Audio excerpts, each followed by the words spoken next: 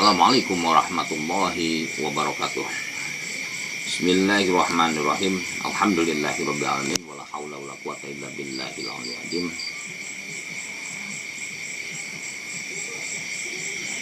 Assalatu wassalamu warahmatullahi wabarakatuh ala sayyidil anbiya'i wal mursalin wa ala alihi wa sahbihi ajma'in, amma ba'du. Ya ayyuhal hadirun ittaqullah haqqa tuqatih wa la tamutunna illa wa antum muslimun. Ilahi yang tamaksudi wa ibu kama tubi'atini mahabbataka wa ma'rifataka. Rabbana tabainana wa baina qaumina bil haqqi wa anta khairul fatihin. Amin. Pamugi sim kuring nuju dihareupeun saung bukaan kitab sanes iseng berenang sugan seperti tadi kurang abadikeun keur guareun keur bukaeun anak incu besi isuk pageto paeh aya meureunna papatah menjadi bapakna guareun anak-anakna diabadikeun ku sim kuring dina ieu channel. Mudah-mudahan sing aya manfaatna wabil khusus kang sim kuring umumna atuh kange sadana jami anu mileuleheungkeun mukaan ieu video nu diunggah ku sim kuring. Pamugi sing janten kamaslahatan lahir batin dunia wa akhirat kangge urang sadayana. Amin ya Allah. Pidauh Syekh Ahmad bin Mu'attallah dina hikamna. Bismillahirrahmanirrahim. La yakun ta'akhurul amadil ato'i ulah ngajadikeun naon ta'akhurul amadil ato'i di akhirkeunana dilambatkeunana pirang-pirang tina naon rupa nu dijanjikeun ku Gusti Allah terhadap urang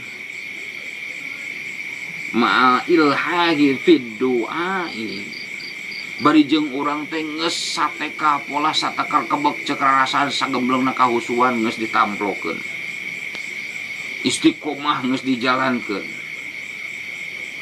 papatah ulama ku urang diestokeun rarasaan mah urang teh halus dina istiqomah tepegat we amalan teh tapi naha meni lila-lila teuing dikabulkeun ku Gusti Allah teh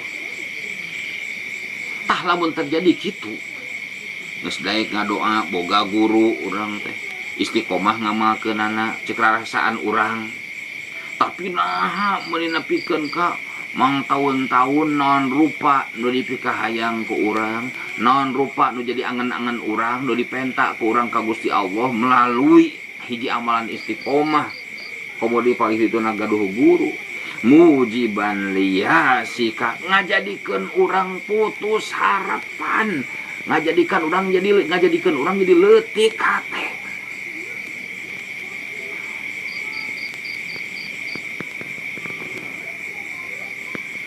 pahwadu minalakal ijabata bahwa maka ari Allah dumina eta ngajamin Gusti Allah laka pikeun diri anjeun al ijabata kana ijabana Allah ngajamin sok dibaca ku urang dina saotos adan mun setiap adan panungtunganana innaka la tuhliful mi'ad innaka la tuhliful mi'ad Allah moal nyulayan janji urang nu sok loba sulaya mah komo deui upami teh mah urang nyadar diri dina kitab anu sami laula jamilu sitru lam yakun amalun ahlan lil qabuli lamun teu aya saena tutupna Allah lamun teu aya maklumna Allah lamun teu karimna maha karimna Gusti Allah lam yakun amalun ahlan lil qabuli moal niscaya eueuh hiji amal oge anu pantas ditarima ku Gusti Allah ilmuna nu Allah akal jeung pikiranna nu Allah taufik hidayahna nu Allah surgana nu Allah sehatna ge nu Allah nu mataharana ge hamba-hamba Allah nu ngijajahkeunana nu nalkinkeunana hamba-hamba Allah urangna oge dibere daekna ti Allah namana nu urang mun urang sadar kalebah di nyagra jorojoy dina jeroning diri urang boga dikersakeun mucunghul rasa rumasa jeung kaera kudu jadi pangeran, mudah-mudahan sing jadi ajrih ka pangeran. Nyana pantas naonna nu ditarima ku, pantas naonna amal urang ditarima ku Gusti Allah sagala rupana nu Allah. Karatag nage nu Gusti Allah kana hayang ibadah kana hayang ngaji nage ku Gusti Allah, dikarsakeun ngarti nage ku Gusti Allah, dibere kekuatan ngamalkeunana ge ku Gusti Allah, lamun dikarsakeun dae nu pantas ditarima naon. Jadi di dieu diuningakeun la yakun ta'akhurul amadil atwa'i ma'al ilhafi du'ai. Nalika urang geus bener-bener payah istiqomah cek rarasan urang ngamalkeun hiji perkara kusabab miharep kana hiji perkara ti Gusti Allah, nepikeun kalila can dikabul-kabul wae cek rarasan urang, nepikeun kalila can diijabah wae cek rarasan urang ti Gusti Allah teh. Mujiban liya si kakade ulah ngajadikeun urang putus harapan putus asa nepikeun kagoreng sangka ka Gusti Allah. Pahwadu minalakal ijabata cing yakin Allah ngajamin kana ijabahna. Ngan pima yahtaruhu laka pima dina perkara yahtaruhu anu milih Allah kana eta perkara laka pikeun anjeun. La lain pima dina perkara tahtaru anu milih anjeun li nafsika kumaha karep anjeun. Anu kitu mah siga ngabujangkeun ka Gusti Allah, ya Allah abdi hoyong mobil, bere mobil siga eueuh di Allah urang minta jadi aya. Tuh, jadi teh urang teh jagoan nganggap bujang ka Gusti Allah. Nganggap badega tau, ya Allah abdi teh hoyong gaduh tanah lega, bere we. Aduh, hebat jadi Gusti Allah kumaha urang atuh aya kitu mah. Sedangkan dia pima yahtaruhu laka la pima tahtaru li nafsika.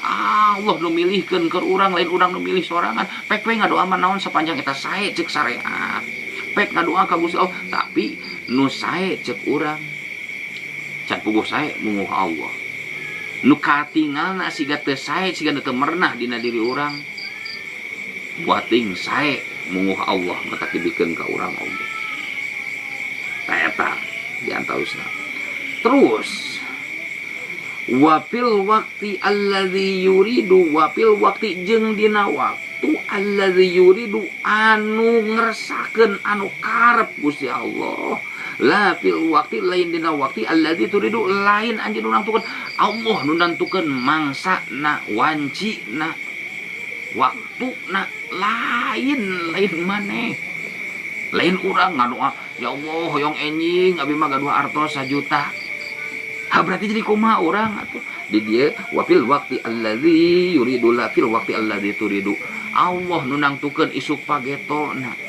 Nitih wancina, ninggang mangsana, cunduk waktuna lain urang. Atuh ieu kitu mah ya Allah abi teh hoyong enjing, wali oge lain urang teh. Jelema mak dipat wae lain, hamba Allah oge lain. Lamun teh mah kagolong hamba Allah nyaan diogo ku Gusti Allah. Tong boro-boro engke di ditu di alam dunia oge. Lahum fiha faqihatun wa lahum ma yaddaun. Naon rupa karep kareteg jadi mun Syekh Abdul Qadir. Mun para wali aya urang naon? Untung dikersakeun tiasa jarah ka makam wali oge. Untung dikersakeun caket-caket sareng hamba-hamba Allah oge. Jadi wafil waktu alladzi yuridu la fil waktu alladzi turidu waktuna Allah nu nangtukeun lain urang sing ingat urang kumaha Allah lain Allah kumaha urang lamun kitu ya Allah mun tiasa mah enjing alah na kirang sopan tengah doa gitu. Ya Allah hoyong enjing aduh jadi urang nu kawasa berarti Allah kumaha urang cek urang enjing ku Gusti Allah oge cek urang minggu itu paham urang terhadap Allah jauh dengan lamun kitu mah isin urang ku Gusti Allah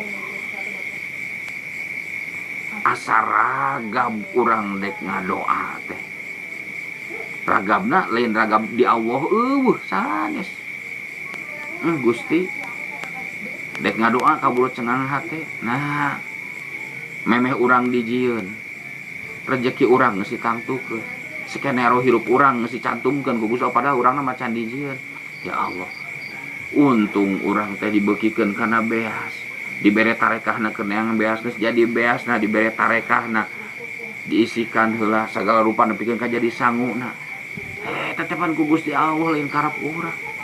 Beda deui pan sato mah kabeukina 100.000-an. Dahareuna beda-beda. Urang oge jelema ratu pangarasepna beda-beda. Eta teh ku Allah. Tah kumaha kisah kitu kesimpulanna dina ieu hikmah untayan hikmah Syekh Ahmad Ibnu Athaillah dina hikamna. Urang ngadua, urang istiqomah geus mang tahun-tahun cek rarasaan urang can diijabah. Padahal geus kurang kumaha cek rarasaan urang. Mujiban dia sika ulah putus asa terus we da ngadoa eta jadi ibadah. Rarasaan diijabah, teu rarasaan diijabah geus jadi ibadah di hadapan Allah. Matak buka dina Ki Santri Cipongkor memaparkan keagungan waliullah tadi dinya ya jawabanana insyaallah manawi dikersakeun. Waktu nage Allah nu nangtukeun lain urang. Cing tinggal dina doa istikharah. Allahumma inni astaghfiruka bi ilmika wa astaqdiruka bi qudratika wa as'aluka min fadlikal adim. Dina eta ngaku Gusti abi mah terang nu sae nu awan sarkange abdi. Gusti terang abi mah iraha kumahana nyangakeun ka Gusti pan kitu eta teh artina teh. Tapi Masya Allah urang mah kadang-kadang sok wantun culangung dina ngadoa ge ka Gusti Allah. Mudah-mudahan sing manfaat sakitu heula. Subhanaka Allahumma rabbi bihamdika asyhadu an la ilaha illa anta astaghfiruka wa atubu ilaik. Billahi taufiq wal hidayah. Wassalamualaikum warahmatullahi wabarakatuh.